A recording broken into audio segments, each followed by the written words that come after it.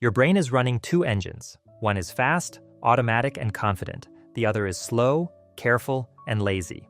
Most days, the fast one drives, and that's where bad bets, snap judgments, and sneaky biases slip in. Today on Insibook, we're unpacking Daniel Kahneman's Thinking Fast and Slow and turning decades of psychology into a street-smart guide for better choices. In the next few minutes, you'll learn to spot your fast brain's favorite traps: anchoring, availability, loss aversion, and the "what you see is all there is" illusion, and flip to slow, clear thinking when it matters. We'll give you simple tools: a 10-second slowdown to kill knee-jerk mistakes, a 3-question bias check before big decisions, base rate thinking you can use at work and with money, and a premortem that saves projects before they crash. If you've ever wondered why smart people make dumb choices, don't skip. By the end, you'll have a pocket playbook to outsmart your own brain so you can decide better, negotiate better, and live a little wiser. Ready to watch your mind in action and take the wheel? Let's begin. Imagine having two minds riding in the same skull. One is quick, automatic, and effortless, forever leaping to conclusions with a confidence that feels like certainty.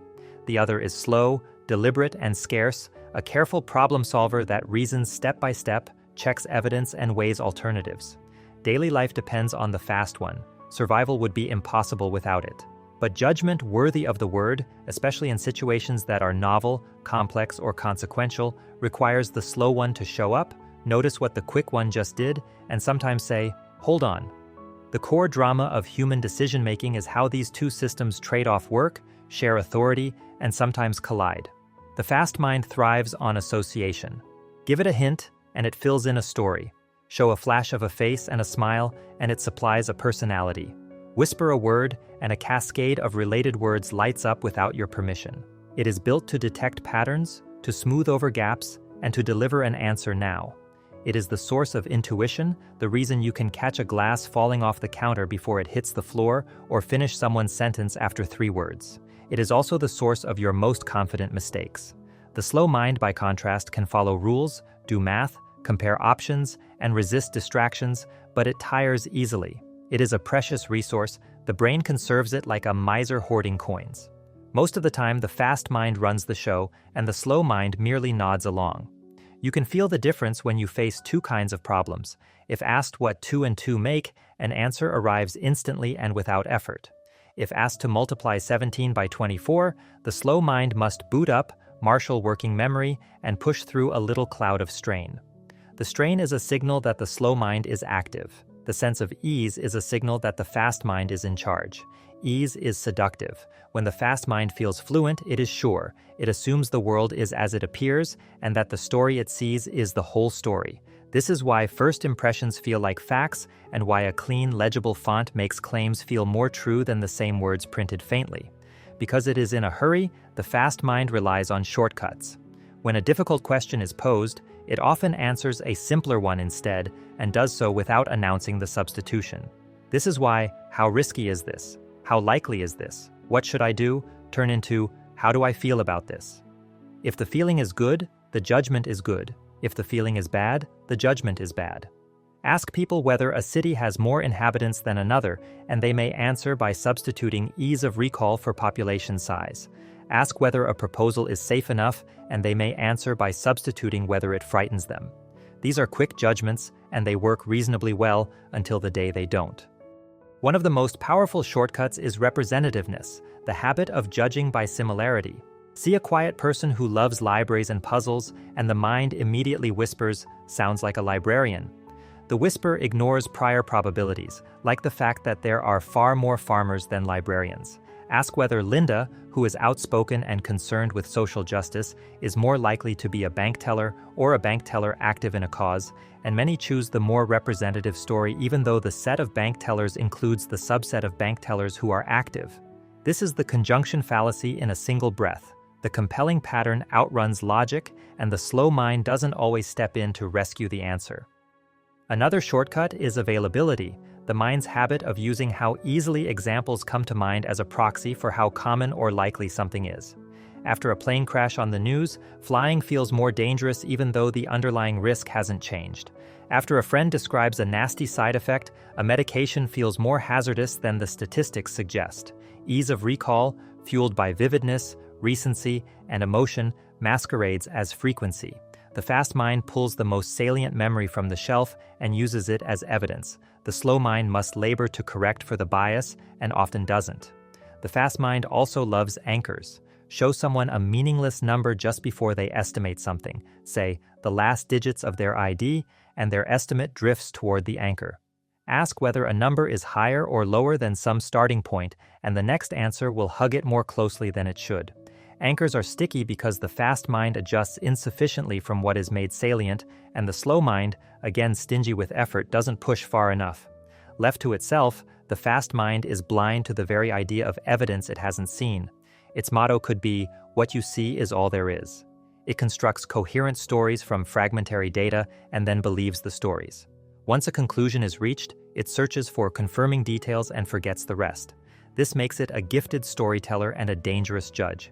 It creates halos. Hear that someone is generous, and you begin to believe they must also be intelligent or charming or kind.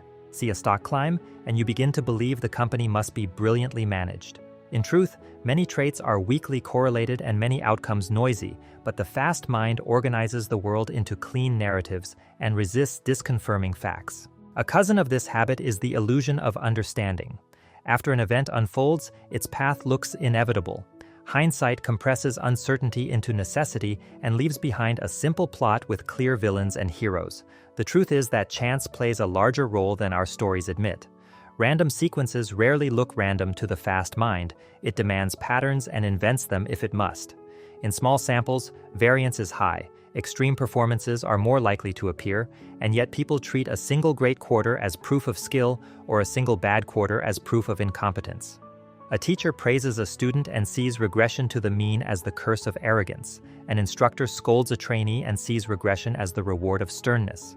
The fast mind takes credit where luck should sit and draws lessons from noise. The very confidence that accompanies the fast mind's narrative sense is part of the problem. Being certain feels good. The fast mind believes its stories because they are easy to think.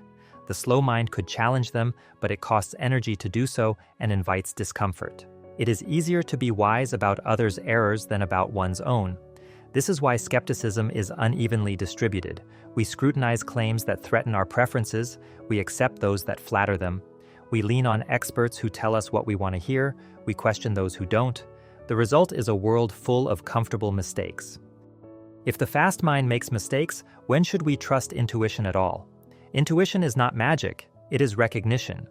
In environments that are regular enough to yield valid patterns and where a person has had extensive, timely feedback, the fast mind learns to detect cues quickly and act on them.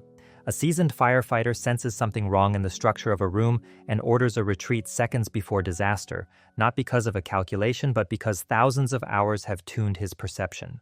In murky environments with delayed or misleading feedback, however, intuition is often a costume for guesswork.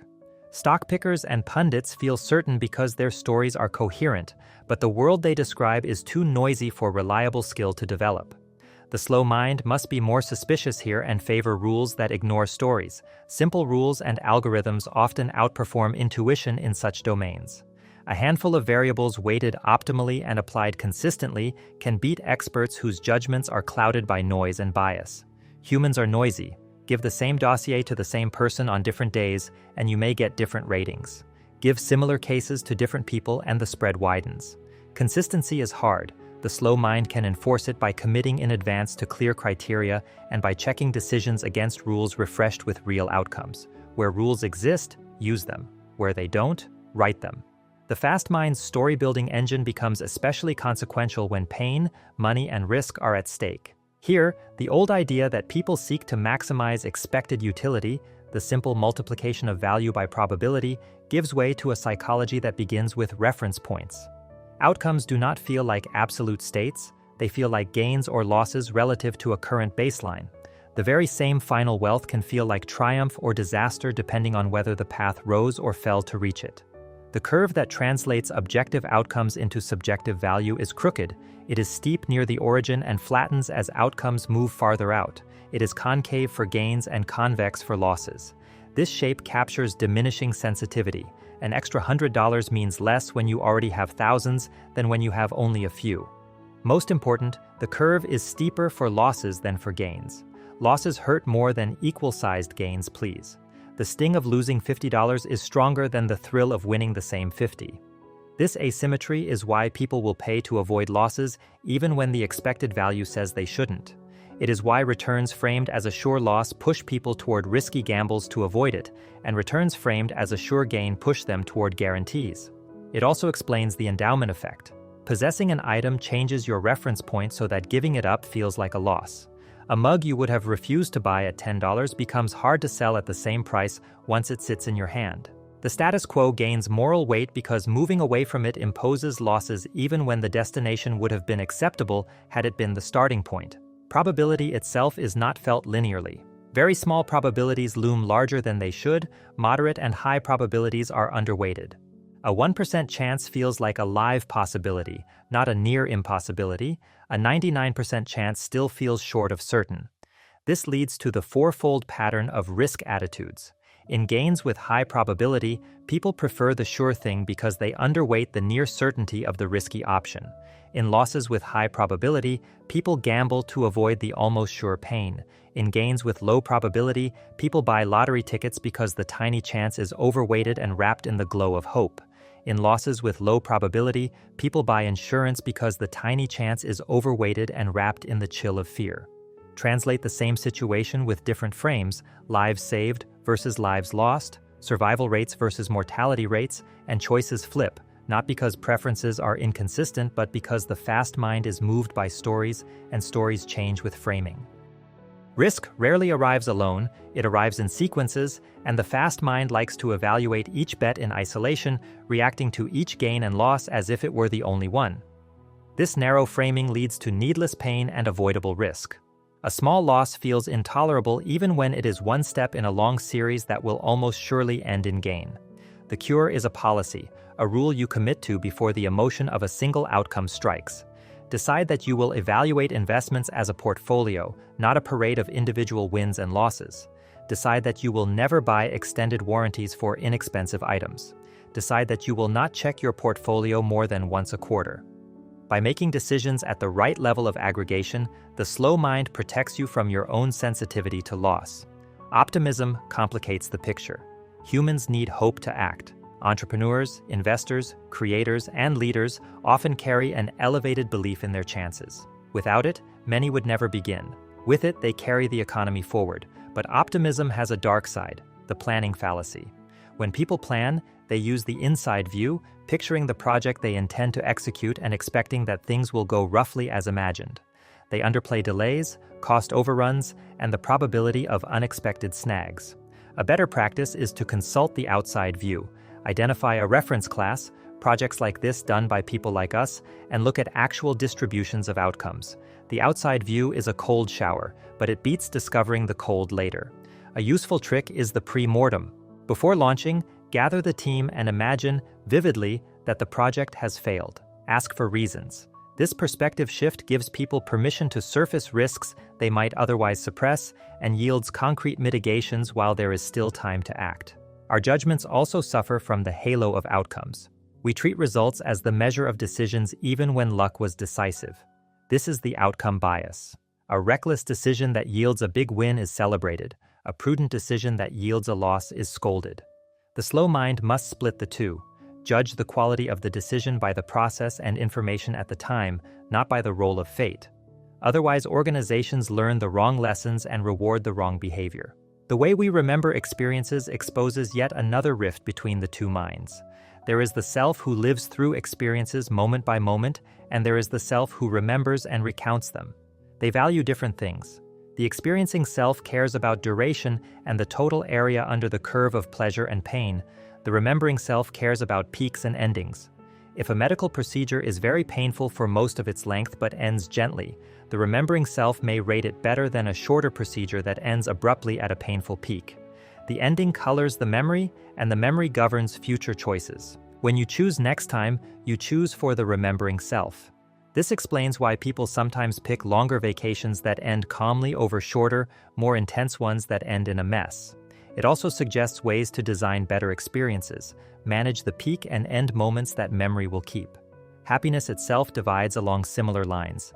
There is experienced well-being, the texture of feelings day to day, and there is life satisfaction, the story you tell when asked to step back and evaluate your life as a whole.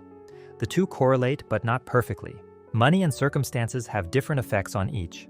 Daily feelings are shaped by simple, concrete factors readily changed: sleep, pain, time with loved ones, the commute. Life satisfaction is influenced by goals, comparisons, and narratives. It is particularly vulnerable to the focusing illusion, the mind's habit of overweighting whatever it is currently paying attention to. Think hard about income and it seems to dominate happiness. Think hard about your health and it seems to dominate. Think hard about where you live and it seems to dominate. Nothing in life is as important as you think it is when you are thinking about it, is not a platitude but a warning. Beware the choices you make under the spell of a single salient attribute. The slow mind should step back and ask for the whole picture. The fast mind, so deft at forming patterns, produces illusions of skill where there are only streaks. In fields like professional investing, where signals are noisy and feedback is contaminated by luck, confidence flourishes without justification. Track records that look impressive flatten under scrutiny, correlations between past and future performance fall towards zero. The noisy variability of human judgment compounds the problem. Two equally qualified people can look at the same file and make different calls. The same person can look at a similar case a week later and decide differently. When decisions matter and environments are noisy, replace feeling with structure. Calibrate raters, use checklists, average independent judgments. Let simple formulas have a say. Even when the slow mind is awake, it is not free from trouble. It can be overruled by emotion, it can be seduced by stories, it can be lazy, but it holds one power the fast mind lacks. It can change the rules of the game you play. It can decide to spend more time in prevention and less in crisis. It can decide to invest where evidence is strong and stories are weak. It can decide to separate the process of choosing from the immediate feelings that accompany the options presented. It can write policies in calm that will govern behavior in storms. It can make room for dissent and refuse to be impressed by coherence alone. Practical moves follow from this vantage. When a question is hard, ask whether you are answering an easier one. When a description is vivid, ask for base rates. When numbers are on the table, resist the first ones you see, search for anchors you did not choose and compensate past them. When a choice is framed in terms of losses or gains, rewrite it in the opposite frame and see if your preference holds. When you are tempted to evaluate a plan, look for a reference class and ask what actually happened there. When someone presents a story of inevitability after the fact, ask what else might have happened and how much luck could explain. When you are crafting an experience for others, control the ending, knowing it will dominate their memory. When you sense overconfidence rising in your team, run a premortem and speak aloud the ways things fail. When you must evaluate people, blind yourself to irrelevant information and use structured criteria before hearing the stories. When you face a string of risky choices, bundle them and make a policy rather than treating each one as a referendum on your courage. These habits are not easy because the fast mind is powerful and proud. It will always have the first word, but you can train it to have fewer last words. One training tool is simple exposure. When you encounter the same illusions again and again with labels attached, anchoring, availability, representativeness, halo, hindsight, outcome, loss aversion, narrow framing, you begin to spot them, like catching a familiar magician's move. Another tool is deliberate slowness. Before sending a scathing email, sleep on it. Before committing to a project timeline, talk to someone who has built a similar thing. Before buying an extended warranty, compute the expected cost rather than letting fear speak. Slowing down is not always practical. Speed matters in life. The art is to know when the stakes justify friction. It helps to remember the biology. The fast mind is older, the slow mind newer. The fast mind kept your ancestors alive. It still keeps you safe when a car swerves or a glass falls. Honor it for that. The slow mind is a miracle. Language, mathematics, evidence, logic, policies, norms. Honor it by giving it work worthy of its energy. Do not squander it on reactive battles with trivia or endless crisis response. Spend it where it can change the weight of evidence that enters your life, in designing systems that prevent error, in building rituals that reduce noise, in making agreements that protect you from your own future emotion, in crafting environments that make the right choice easy and the wrong one awkward. Consider how these ideas play out in a few everyday scenes. You sit in a meeting where a dominant voice offers a confident plan with a crisp story. Heads nod. Before the momentum sweeps you along, ask for base rates and for reference class outcomes. Run the premortem. Invite the quietest expert to speak first so their view isn't shaped by others' certainty. Ask what would change your mind. The fast mind craves consensus and closure. The slow mind protects you by insisting on evidence and process. You and a friend debate whether to buy lottery tickets together for a tiny chance at a huge prize. The fast mind loves the dream and overweights the small probability. The story is sweet. The slow mind can rescue you by computing the expectation and comparing it to the list of certain ways you could increase well-being with the same money. The story of a coffee with a friend or a small gift to someone who needs it will, in fact, produce more certain happiness than the long odds you are tempted by.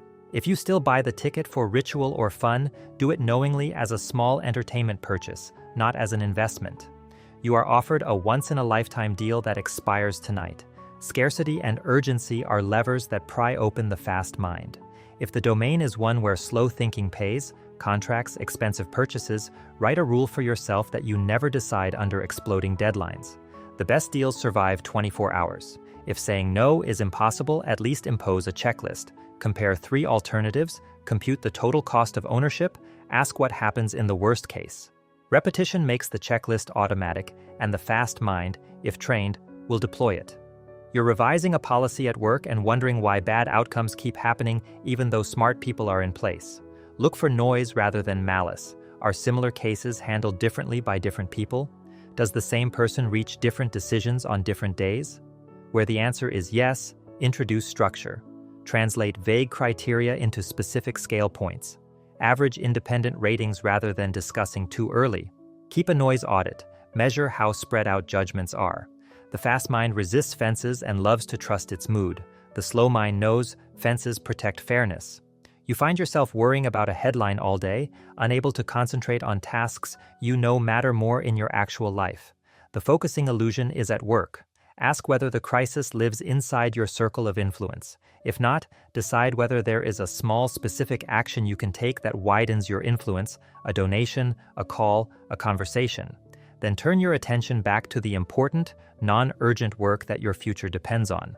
The slow mind can schedule your compassion instead of letting headlines schedule your attention. Even in intimate relationships, the two minds play roles. A partner's frustrating habit triggers a hot response. The fast mind produces a story about intent. The slow mind can pause and ask for an alternative explanation. A deposit in the emotional bank account, an apology delivered promptly, a promise kept quietly, protects you both from the withdrawals of a bad day. The slow mind knows that the peak and end of an argument will be remembered. It can design a gentler landing even when the middle was rough. Over time, attention to these patterns alters your identity.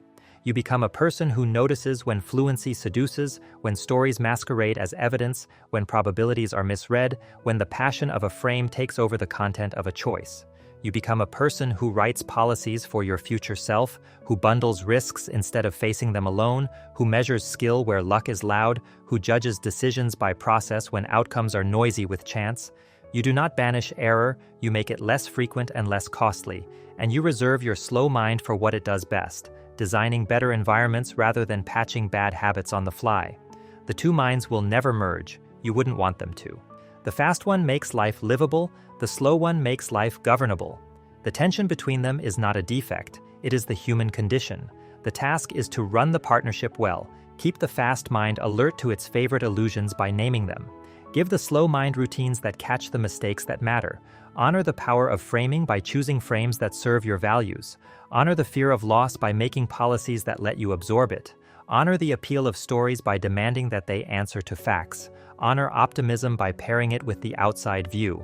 Honor memory's love of peaks and endings by constructing better endings for what you and others must experience. Honor your limited attention by directing it toward things that improve with attention.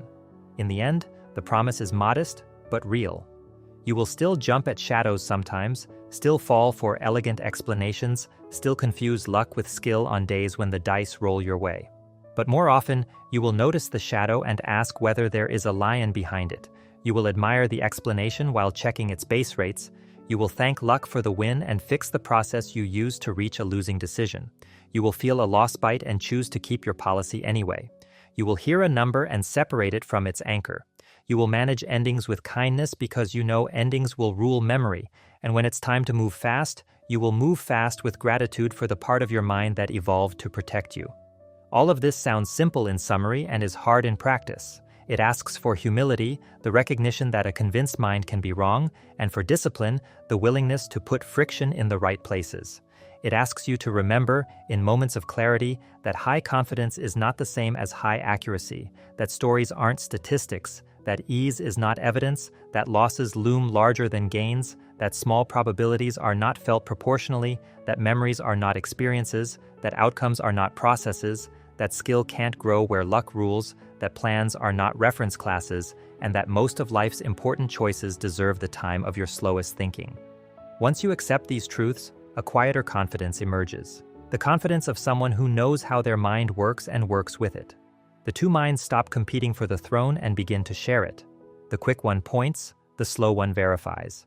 The quick one proposes a story, the slow one asks for data. The quick one reacts, the slow one sets policies that shape future reactions. The quick one lives the moments, the slow one curates the memories. Together they form a better judge than either alone, and together they give you the best chance of thinking clearly in a world that, like your mind, is fast, messy, and full of moving parts.